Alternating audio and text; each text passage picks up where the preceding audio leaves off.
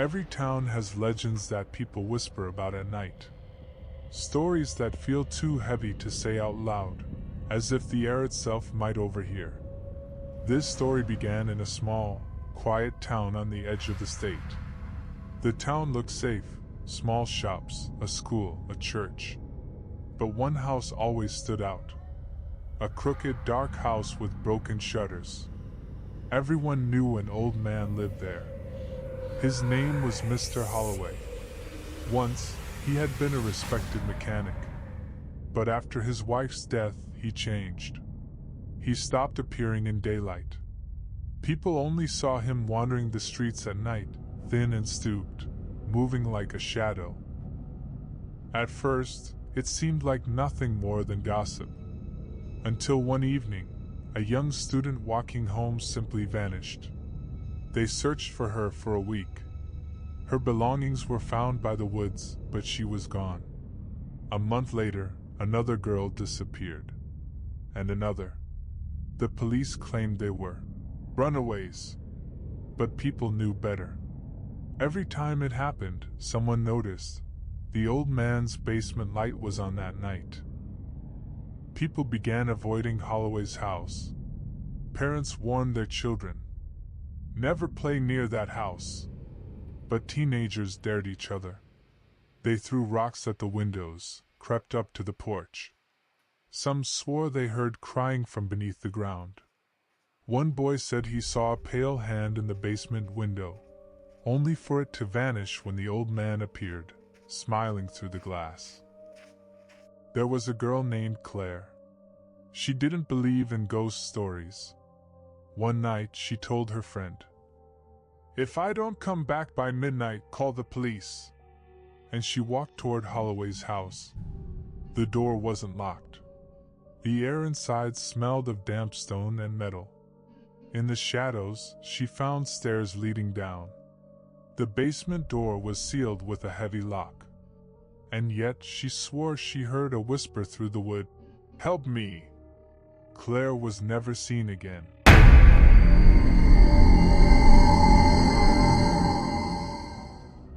The police pretended to investigate, but within days the case was closed.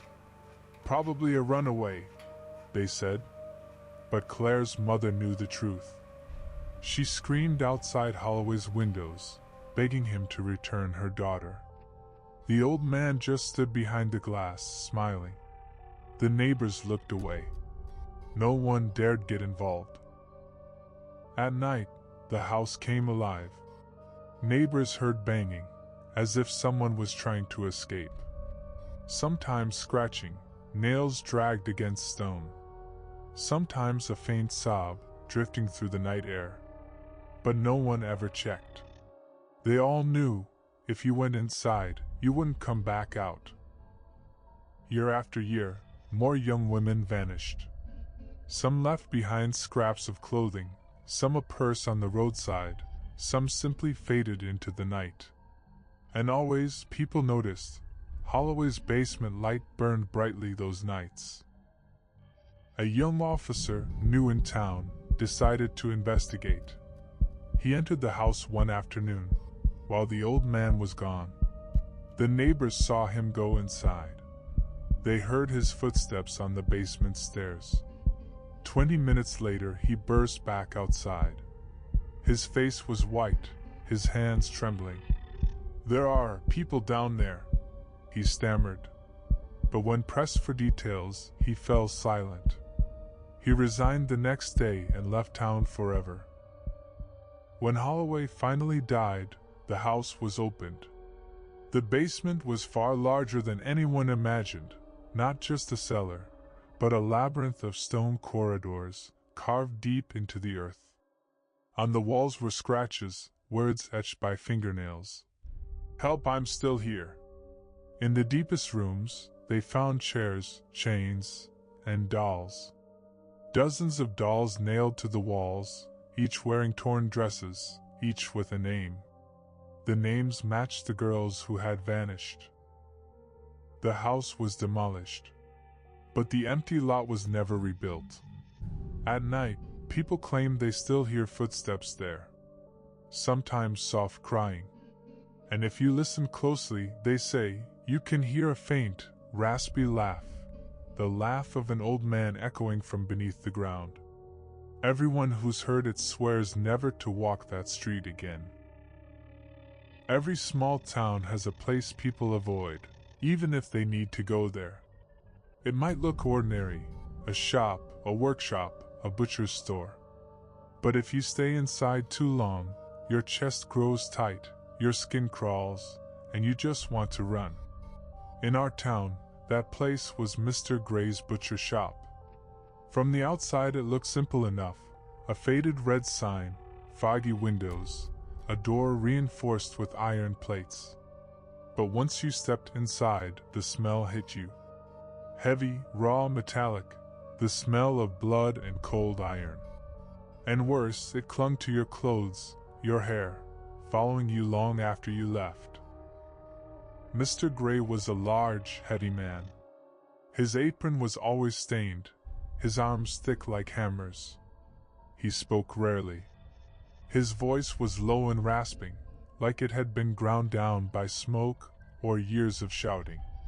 When he looked at you, there was no warmth and no hatred, just an icy blankness. And when he smiled, it wasn't a human smile.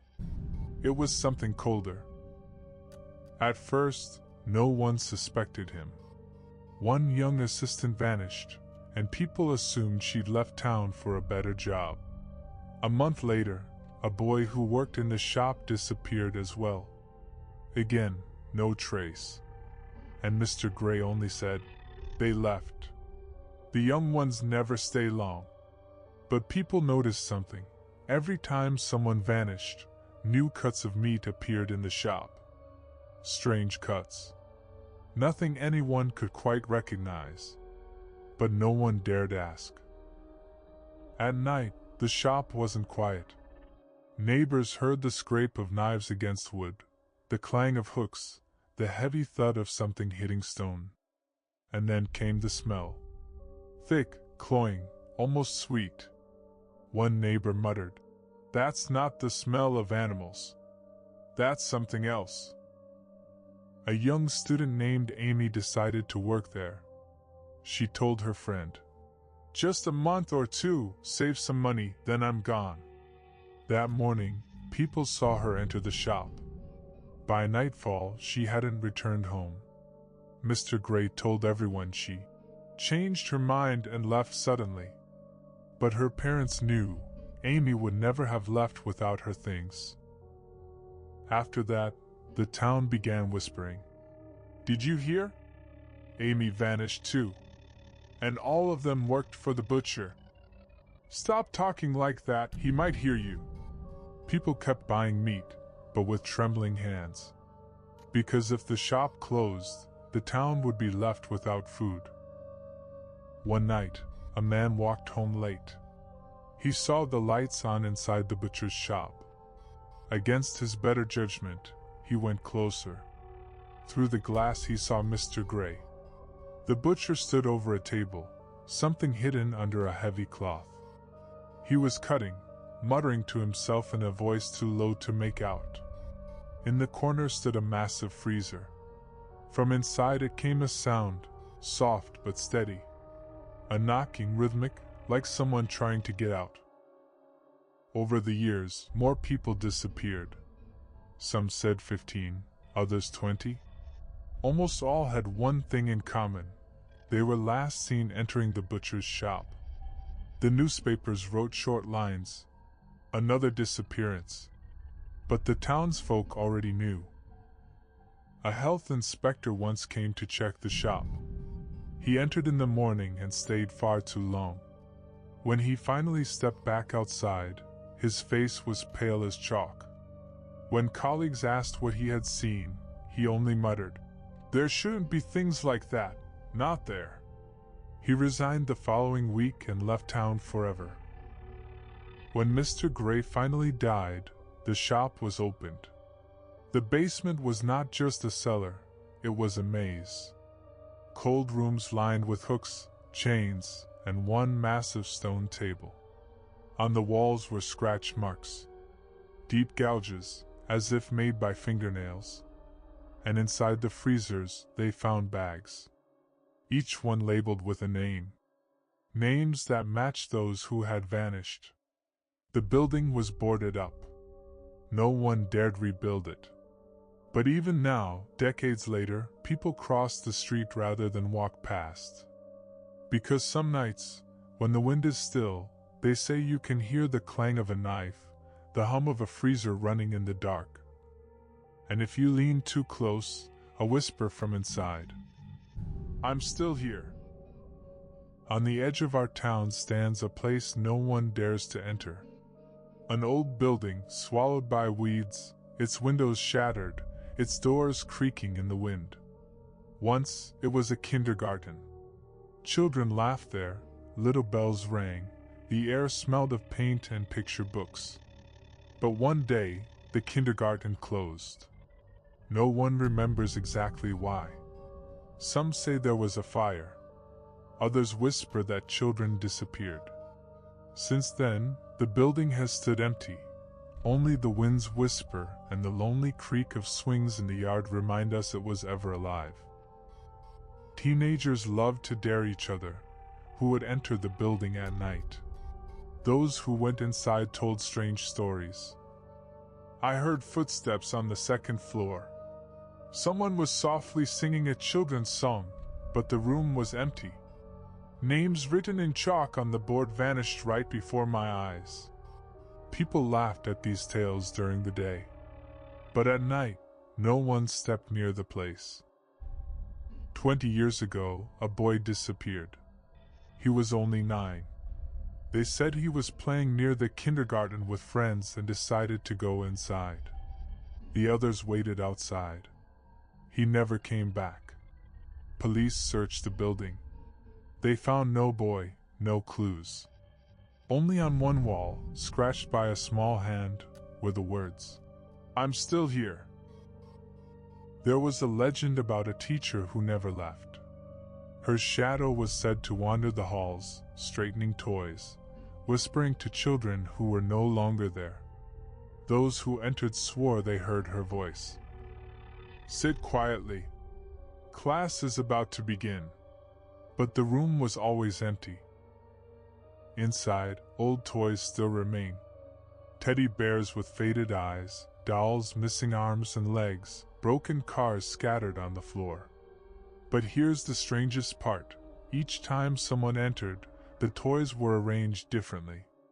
One boy swore a doll slowly turned its head. Another claimed he heard a stuffed bear laughing. Of course, no one believed them.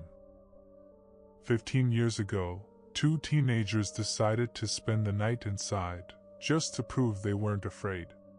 They went in with flashlights, sleeping bags, and food. By morning, they were gone. Only their things were found at the entrance. The flashlights were smashed, and the walls inside were covered with hundreds of childlike drawings, far too many for anyone to explain. Sometimes at night, a song drifts through the streets. A soft, childish chorus.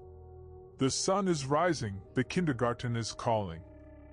But the kindergarten has been empty for decades.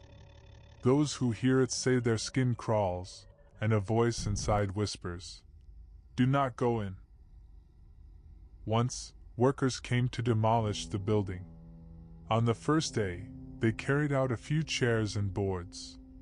On the second day, none of them returned. Or rather, they came out, but refused to go back inside. "There are children in there. They watch you," one worker said. He never came again. Since then, the kindergarten remains. Broken windows, peeling paint, swings creaking in the wind. But if you pass by at night, you will hear whispers. Sometimes playful, "Come play with us." Sometimes commanding, "Sit still. Class is not over." And the bravest ones swear, if you look inside, you will see the shadows of children who never left that place. Since then, the kindergarten stands in silence, its walls crumbling, its paint long gone. But those who dare to approach at night swear the silence is only a mask. The swings creak without wind, windows rattle though the air is still. And if you listen too long, the whispers grow sharper, not playful, not commanding, but hungry. They don't just call out. They promise. Come inside, and you will never be alone again. And the bravest ones who look through the glass, they say they didn't just see children. They saw their own reflection, standing among them.